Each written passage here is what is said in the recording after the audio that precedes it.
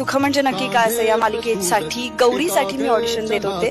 So तेव्हा माझ्या डोक्यात अजिबात असं नव्हतं की झालंच पाहिजे किंवा काय.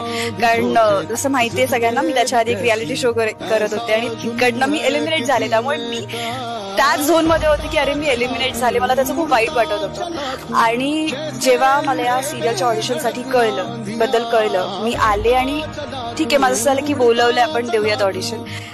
आणि मी एक्सपेक्ट न करता किंवा माझ्या डोक्यात तसं नसताना मी सिलेक्ट झाले. तर मला या संपूर्ण प्रोसेसमध्ये हे कळलं की आपण जेव्हा एक्सपेक्ट नाही करत ना तेव्हा जी गोष्ट घडते, जर एखादी आपल्या आवडीनुसार किंवा आपल्या इच्छेनुसार जर एखादी गोष्ट घडली आपण एक्सपेक्ट न करता, तर त्याचा आनंद काही वेगळाच असतो आणि ह्यालाच सुख म्हणतात.